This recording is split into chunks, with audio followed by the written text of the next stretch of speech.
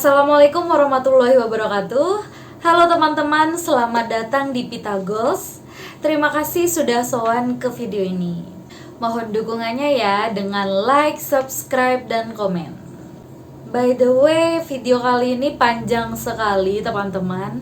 Aku mohon maaf sebelumnya apabila menjadikan tidak nyaman. Pada video kali ini, aku ingin mengajak teman-teman untuk menilik adanya salah satu kaidah hukum bahwa wasiat terhadap sebagian ahli waris tanpa ada persetujuan ahli waris lainnya dapat dimohonkan pembatalan oleh ahli waris lain yang tidak dimintai persetujuan.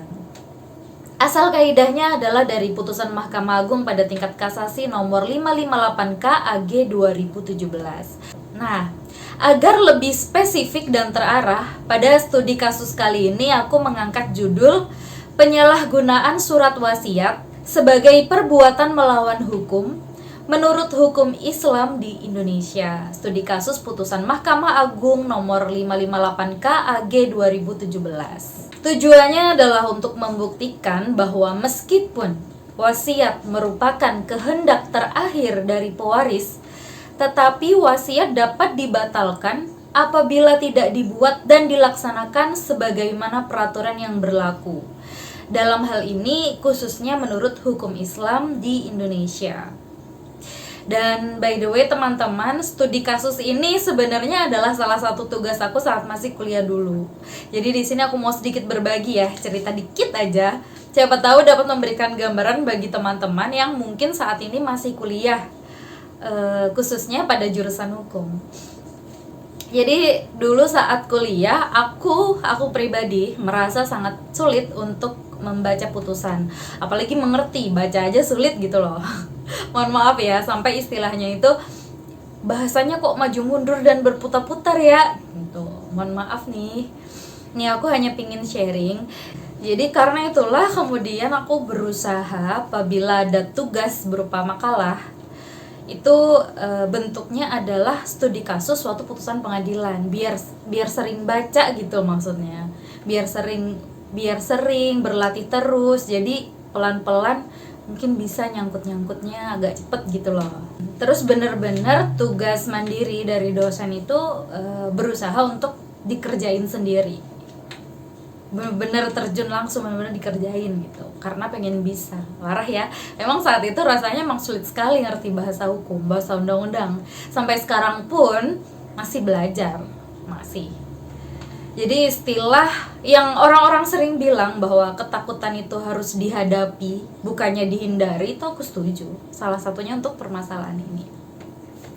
Dan aku mau bilang bahwa apabila teman-teman memiliki pendapat lain atau referensi lain terkait kaidah hukum pada perkara yang akan aku sampaikan melalui video ini, silakan, monggo untuk ditulis di kolom komentar. Jadi mari kita sama-sama belajar dan berbagi informasi ya teman-teman. Dan aku juga disclaimer bahwa di sini apa yang aku sampaikan adalah putusan pengadilan, dan putusan pengadilan tersebut bisa di-download di direktori putusan Mahkamah Agung. Jadi bukan reka-reka sendiri gitu. Makasih banyak sebelumnya. Nah, sekarang kita masuk ke latar belakang. Masalah pewarisan termasuk wasiat di dalamnya memang sangat erat kaitannya dengan kehidupan keluarga masyarakat Indonesia. Hukum kewarisan merupakan hukum yang mengatur tentang pemindahan hak pemilikan harta peninggalan pewaris, menentukan siapa-siapa yang berhak menjadi ahli waris dan berapa bagiannya masing-masing. Mengenai wasiat, terdapat perbedaan yang prinsip antara wasiat menurut KUH Perdata dengan wasiat menurut hukum Islam. KUH Perdata menganggap bahwa hak milik merupakan alas hak yang paling tinggi, sehingga seseorang dapat melakukan apapun terhadap harta miliknya sepanjang tidak bertentangan dengan undang-undang, kesusilaan, dan ketertiban umum. Bahkan seseorang dapat mewasiatkan kepemilikan seluruh hartanya untuk orang-orang lain asalkan tetap memenuhi terlebih dahulu hak untuk legitimasi porsi atau ahli waris yang memiliki bagian mutlak menurut undang-undang. Nah, sedangkan wasiat menurut hukum Islam itu hanya dibatasi sepertiga bagian dari harta miliknya. Karena pewarisan menurut hukum Islam pada dasarnya adalah melindungi para ahli waris.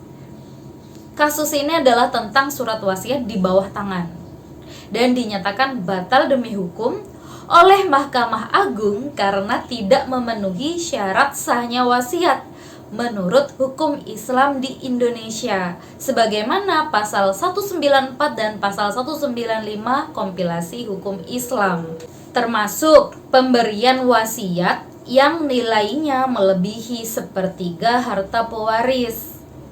Nah, selain itu, wasiat tersebut ternyata sudah dilaksanakan sebelum pewaris meninggal dunia. Dan pada kenyataannya, pada saat gugatan diajukan, pewaris masih hidup dan dalam kondisi yang kurang sehat, masih hidup, tapi wasiat sudah dilaksanakan, gitu teman-teman. Nah, hal tersebut merupakan perbuatan melawan hukum atau melanggar pasal 1365 Kitab Undang-Undang Hukum Perdata. Karena wasiat hanya dapat dilaksanakan setelah pewaris meninggal dunia. Nah, selanjutnya kita masuk ke perbuatan melawan hukum. Perbuatan melawan hukum muncul dari undang-undang. Perbuatan melawan hukum diatur dalam pasal 1365 KUH Perdata yang berbunyi, tiap perbuatan melawan hukum yang membawa kerugian kepada orang lain mewajibkan orang karena salahnya menerbitkan kerugian itu mengganti kerugian tersebut. Hoffman menerangkan bahwa untuk adanya suatu perbuatan melawan hukum harus memenuhi 4 unsur, yaitu yang pertama, harus ada yang melakukan perbuatan. Ini subjeknya. Yang kedua, perbuatannya harus melawan hukum. Yang ketiga, perbuatannya harus menimbulkan kerugian pada orang lain. Dan yang keempat, perbuatan itu karena kesalahan yang dapat dicelakakan kepadanya. Hochrodt merumuskan pengertian perbuatan melawan hukum merupakan setiap perbuatan atau tidak berbuat yang pertama, melanggar hak subjektif orang lain. Hak tersebut ditentukan oleh undang-undang. Yang kedua, bertentangan dengan kewajiban hukum si pelaku, kewajiban yang ditentukan oleh undang-undang. Yang ketiga, bertentangan dengan tata susila atau bertentangan dengan kepatuhan, ketelitian, kehati-hatian yang seharusnya dimiliki oleh seseorang dalam pergaulan dengan sesama warga masyarakat atau terhadap harta benda orang lain. Gitu, teman-teman. Nah, sekarang kita masuk ke kasusnya ya, teman-teman, tentang memberikan wasiat memberikan wasiat kepada salah satu ahli waris lebih dari sepertiga bagian dan itu tanpa persetujuan ahli waris lainnya dan pelaksanaannya sebelum pewaris meninggal dunia. Kasus posisinya, penggugatnya adalah Diana Tabrani dan Irma Tabrani. Tergugatnya adalah Tabrani Rab dan Susiana Anggraini Tabrani serta Ivan Tabrani. Sekarang kita masuk ke kronologi dan putusan pengadilan. Pada tanggal 8 Januari 2009 di Pekanbaru telah dibuat surat di bawah tangan dengan judul surat wasiat dari Tabrani Rab kepada Susiana Tabrani. Surat dengan judul surat wasiat tersebut isinya Tabrani Rab meminta Susiana Tabrani, yaitu anak kandungnya, untuk meneruskan usaha Yayasan Abdurrab yang meliputi Rumah Sakit Abdurrab dan Universitas Abdurrab, gitu ya. Tabrani Rab menghibahkan harta bendanya untuk Susiana Tabrani dengan ultimatum tidak dapat dijual, dipindah tangankan atau dibaliknamakan kepada pihak lain dan hanya dibangun atau digunakan untuk kepentingan sosial.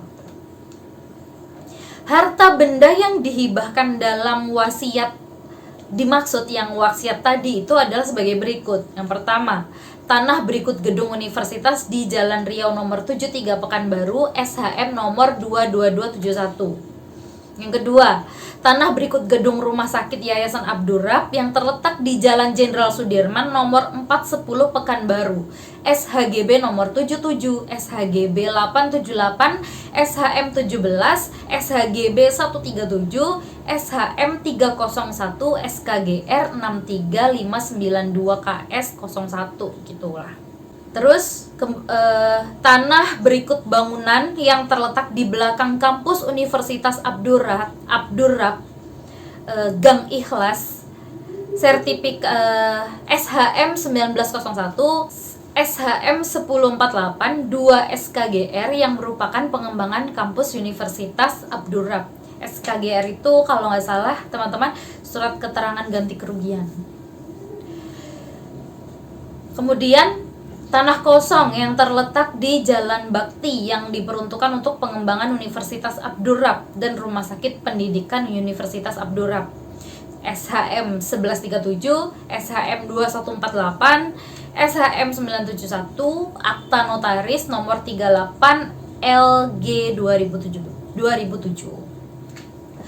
Kemudian, tanah berikut bangunan yang terletak di Jalan Angsana Pekanbaru, SHM 385. Kemudian, tanah berikut bangunan yang terletak di Jalan Kiai Haji Ahmad Dahlan nomor 137 Pekanbaru, SHM 808, SHM 632. Lanjut, tanah berikut bangunan gedung yang terletak di Jalan Patimura nomor 01 Pekanbaru, SHM 189. Ada lagi sebidang tanah seluas 135 meter persegi dan sebuah rumah di atasnya yang terletak di Jalan Gempol Asri X nomor 22 Bandung. Ada lagi tanah kosong yang terletak di Jalan Ababil Sukajadi Pekanbaru, SHM nomor 46. Kemudian sebidang tanah kosong yang terletak di Jalan Pamudi Tampan Pekanbaru, SKGR 330 dan seterusnya. Kemudian, tanah yang terletak di Desa Rimbo Panjang, SHM 3190, SHM 3191. Kemudian, 3 bidang tanah yang terletak di Desa Muara Fajar Rumbai, SHM 1768, 1769, dan 1770. Banyak sekali ya teman-teman, banyak sekali. Nah, pihak Diana Tabrani dan Irma Tabrani menyatakan bahwa tanpa sepengetahuan mereka selaku calon ahli waris lainnya dari Tabrani Rab ini tadi membuat judul surat di bawah tangan yang berjudul surat wasiat itu loh. Mereka nggak tahu katanya gitu. Diana Tabrani dan Irma Tabrani yang gugat menduga surat tersebut bukanlah surat wasiat. Tabrani Rab langsung meneruskan usaha Yayasan Abdurrab yang tadi universitas dan rumah sakit tadi, dan telah berlangsung selama lebih dari 8 tahun dan bukan berlaku setelah pewaris wafat. Dan mereka menilai bahwa harta benda yang diwariskan oleh pewaris lebih dari 1/3 bagian dari seluruh hartanya. Isi surat wasiat itu tadi itu diklaim bahwa totalnya adalah lebih dari 1/3 harta kekayaan Tabrani Rab, begitu. Pihak Diana Tabrani dan Irma Tabrani selaku anak yang lainnya, calon ahli waris lainnya ini merasa keberatan dengan adanya surat di bawah tangan dengan judul surat wasiat tersebut, sehingga mengajukan gugatan ke Pengadilan Agama Kota Riau dengan register nomor 1596 PDTG 2016 PAPBR tanggal 12 Januari 2017. Akan tetapi amar putusannya ditolak. Kemudian yang bersangkutan mengajukan gugatan baru lagi yang kemudian juga ditolak oleh Pengadilan Agama dengan putusan nomor 0214 PDTG 2017 PAPBR tanggal 20 Maret 2017. Nah, putusan Pengadilan Agama Kota Pekanbaru tersebut dikuatkan oleh Pengadilan Tinggi Agama Kota Pekanbaru melalui putusan nomor 0027 PDTG 2017 PTA-PBR tanggal 23 Mei 2017. Nah, pada tanggal 20 Juni 2017 Pihak Diana Tabrani dan Irma Tabrani mengajukan permohonan kasasi ke Mahkamah Agung karena tidak puas dengan putusan Pengadilan Agama dan Pengadilan Tinggi tersebut. Nah, upaya kasasi ini akhirnya dikabulkan oleh Mahkamah Agung dengan putusan nomor 558K/AG/2017. Nah, teman-teman, kita sekarang masuk ke pembahasannya tentang kedudukan hukum surat wasiat pada kasus putusan Mahkamah Agung ini. Nih ya, pelan-pelan. Syarat sahnya wasiat dalam hukum Islam di Indonesia diatur dalam pasal 194 dan pasal 195 kompilasi hukum Islam. Pasal 194 kompilasi hukum Islam berbunyi, ayat 1, orang yang telah berumur sekurang-kurangnya 21 tahun, berakal sehat dan tanpa adanya paksaan dapat mewasiatkan sebagian harta bendanya kepada orang lain atau lembaga. 2. Harta benda yang diwasiatkan harus merupakan hak dari pewasiat. Nggak boleh punya orang lain diwasiatin gitu. 3. Pemilikan terhadap harta benda tersebut dapat dilaksanakan sesudah pewasiat meninggal dunia. Ya, wasiat hanya dapat dilakukan setelah orang yang mewasiatkan itu meninggal dunia. Itu ya. Kemudian pasal 195 kompilasi hukum Islam berbunyi, yang pertama, wasiat dilakukan secara lisan di hadapan 2 orang saksi atau tertulis di hadapan 2 orang saksi atau di hadapan notaris. Yang kedua, wasiat hanya diperbolehkan sebanyak-banyaknya 1/3 dari harta warisan, kecuali apabila semua ahli waris menyetujui. Ini biasa disebut wasiat wajibah dalam hukum Islam. Wasiat kepada ahli waris hanya berlaku apabila disetujui oleh semua ahli waris. Yang keempat, pernyataan persetujuan pada ayat 2 dan 3 yang tadi disebut dibuat secara lisan di hadapan 2 orang saksi atau tertulis di hadapan 2 orang saksi atau di hadapan notaris. Berdasarkan pasal 194 dan 195 kompilasi hukum Islam tersebut, maka surat wasiat di bawah tangan yang dibuat oleh Tabrani Rab untuk Susiana Tabran adalah batal demi hukum. Secara formil, hal tersebut dikarenakan surat wasiat yang dibuat tidak memenuhi syarat sahnya wasiat, yaitu surat wasiat Tabrani Rab untuk Susiana Tabran itu dibuat tanpa adanya saksi. Jadi nggak ada saksinya surat itu dibuat. Kemudian wasiat Tabrani Rab untuk Susiana Tabran selaku anak kandungnya tersebut hanya bisa berlaku apabila semua ahli waris setuju. Akan tetapi ahli waris lainnya, yaitu anak-anak yang lain, tidak menyetujui. Kemudian tidak adanya persetujuan dari seluruh ahli waris, baik secara lisan maupun tertulis di hadapan 2 orang saksi.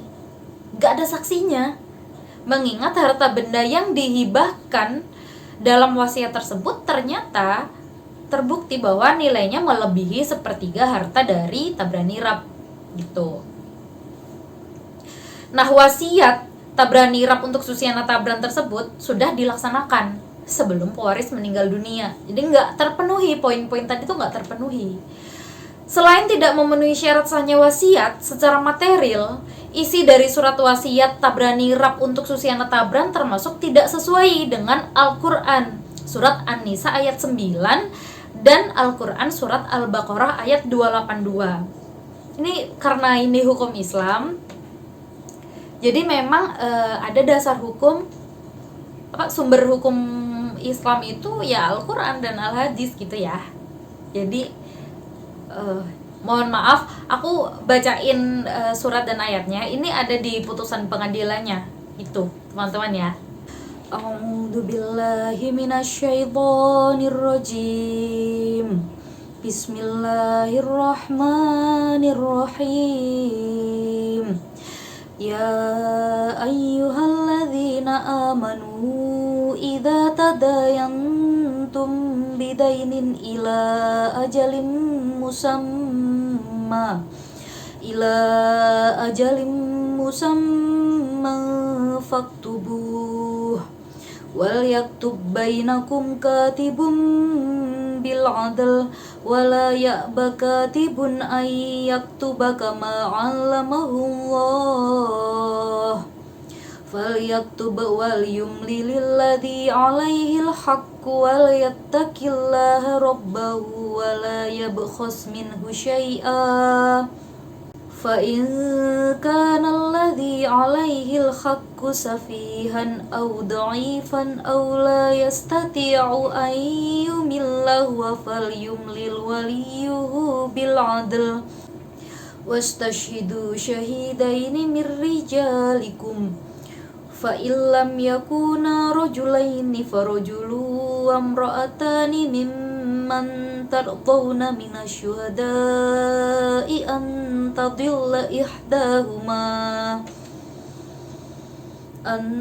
tadilla ihdahuma fatudzakkira ihdahumal ukhra wala ya'ba syuhada'u idza ma du'u wala yasma'u an taktubuhu sa'iran aw kabiran ila ajalih dalikum aqsatu indallahi wa aqwamu lisyahadati wa adna alla tartabu illa an takuna tijaratan khadiratan tudirunaha bainakum falaysa 'alaikum junahun alla taktubuha wa ashhidu idza tabaya'tum wala yudarra katibun wala syahid wa in taf'alu fa innahu fusukum bikum wattaqullaha wa yu'allimukumullah wallahu bikulli syai'in alim. Shadaqallahul azim. Hai orang-orang yang beriman, apabila kamu bermuamalah tidak secara tunai untuk waktu yang ditentukan, hendaknya kamu menuliskannya. Dan hendaklah seorang penulis di antara kamu menuliskannya dengan benar. Dan janganlah penulis enggan menuliskannya sebagaimana Allah mengajarkannya. Maka hendaklah ia menulis, dan hendaklah orang yang berhutang itu mengimlakkan apa yang akan ditulis itu.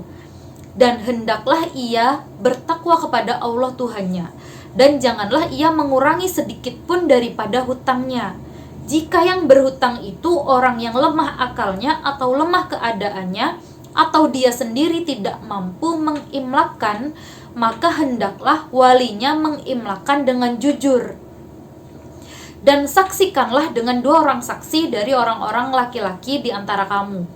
Jika tak ada orang lelaki, maka boleh seorang lelaki dan 2 orang perempuan dari saksi-saksi yang kamu ridhoi. Supaya jika seorang lupa, maka yang seorang mengingatkannya.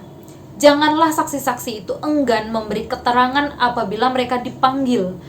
Dan janganlah kamu menulis hutang itu, baik kecil maupun besar, sampai batas waktu membayarnya.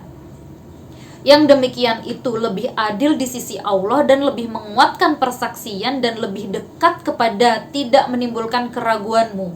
Tulislah muamalahmu itu, kecuali jika muamalah itu perdagangan tunai yang kamu jalankan di antara kamu. Maka tidak ada dosa bagi kamu jika kamu tidak menuliskannya. Dan persaksikanlah apabila kamu berjual beli. Dan janganlah penulis dan saksi saling sulit menyulitkan. Jika kamu lakukan yang demikian, maka sesungguhnya itu adalah suatu kefasikan pada dirimu. Dan bertakwalah kepada Allah. Allah mengajarmu dan Allah Maha mengetahui segala sesuatu. A'udzubillahi minasyaitonirrajim. Bismillahirrahmanirrahim. Wal yakhshal ladzina law taraku min khalfihim dzurriyyatan dhi'afan khafu 'alaihim falyattaqullah alaihim falyattaqullaha wal yaqulu qawlan syadida. Shadaqallahul azim. Dan hendaklah takut kepada Allah orang-orang yang seandainya meninggalkan di belakang mereka anak-anak yang lemah, yang mereka khawatir terhadap kesejahteraan mereka. Oleh sebab itu, hendaklah mereka bertakwa kepada Allah dan hendaklah mereka mengucapkan perkataan yang benar. Mohon maaf ya teman-teman apabila tadi dalam bacaannya ada yang salah. Kalau misalnya ada salah, diingatkan aja nggak apa-apa di kolom komentar. Terima kasih. Lanjut ya. Dalam pandangan hukum Islam, kekayaan orang tua mempunyai 3 fungsi, yaitu yang pertama untuk kepentingan nafkah keluarga, yang kedua untuk kepentingan keluarga, yang ketiga untuk kepentingan anak yang ditinggal ketika yang bersangkutan meninggal dunia. Dari uraian-uraian tadi, terlihat bahwa surat wasiat dari Tabrani Rab untuk Susiana Tabran itu tidak memenuhi syarat formil dan syarat material pemberian wasiat menurut hukum Islam yang berlaku di Indonesia. Nah, sekarang kita masuk ke pembahasan kedua. Perbuatan melawan hukum penyalahgunaan surat dengan judul surat wasiat pada kasus putusan Mahkamah Agung nomor 558K/AG/2017. Sebagaimana tadi telah diuraikan mengenai perbuatan melawan hukum yang melanggar pasal 1365 KUH Perdata, maka pihak Tabrani Rab dan Susiana Tabran telah melakukan perbuatan melawan hukum karena perbuatannya bertentangan dengan undang-undang dan karena ada pihak-pihak yang dirugikan. Menurut pasal 194 Kompilasi Hukum Islam, wasiat dilaksanakan setelah pewaris meninggal dunia. Akan tetapi, wasiat dari Tabrani Rab tersebut sudah dilaksanakan sebelum pewaris meninggal dunia. Di antaranya yang udah dilaksanakan sebelum meninggal ini teman-teman. Tanah berikut gedung Universitas di Jalan Riau Ujung nomor 73 SHM nomor 22271 yang semula atas nama Tabrani Rab dibalik namakan kepada Susiana Tabran atau Susiana Tabrani. Kemudian tanah di Jalan Bakti SHM nomor 1137 2148 971 Akta Notaris 38 LG 2007 yang semula atas nama Tabrani Rab Yayasan Abdur Rab diganti dirubah menjadi Susiana Tabrani Yayasan Sinar Fajar. Nah ya, Yayasan Abdur Rab diganti dirubah namanya menjadi Yayasan Fajar Pekanbaru dengan akta notaris nomor 06 tanggal 17 Desember 2011. Nah, sekarang kita masuk di bagian akhir teman-teman. Dari uraian yang disampaikan sebelumnya dapat diambil kesimpulan bahwa yang pertama, pembuatan wasiat yang dilakukan berdasarkan hukum Islam yang berlaku di Indonesia harus sesuai dengan syarat sahnya wasiat yang terdapat dalam kompilasi hukum Islam pasal 194 dan pasal 195, yaitu dibuat secara lisan maupun tertulis di hadapan 2 orang saksi atau dibuat di hadapan notaris. Nah, wasiat kepada ahli waris harus mendapatkan persetujuan dari semua ahli waris gitu. Begitupun kadar dari wasiat maksimal adalah 1/3 dari seluruh harta peninggalan.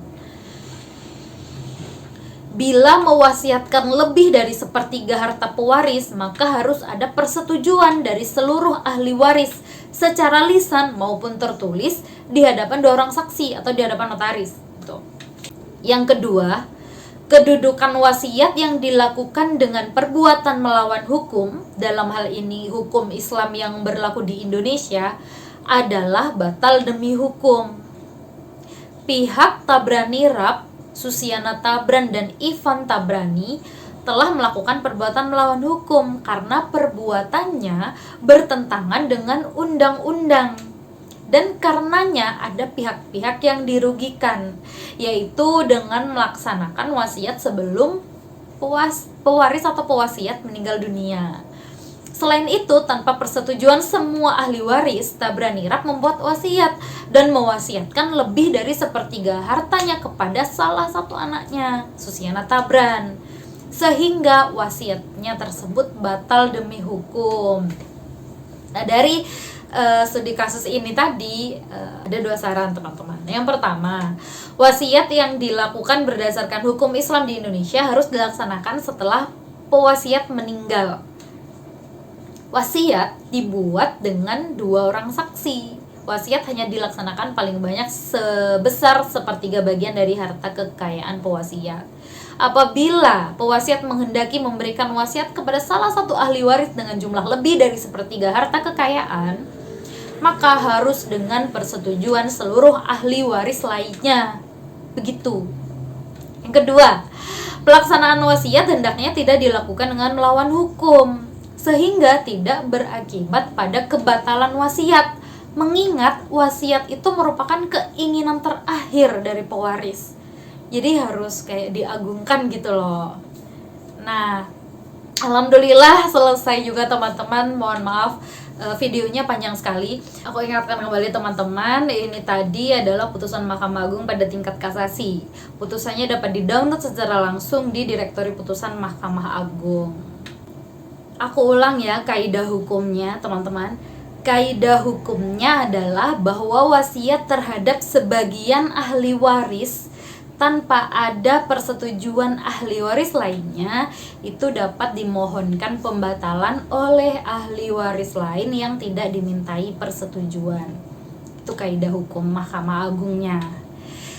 Sekian video kali ini, ada kurang lebihnya saya mohon maaf. Terus tonton video-video selanjutnya ya teman-teman. Terima kasih. Assalamualaikum warahmatullahi wabarakatuh. Dadah.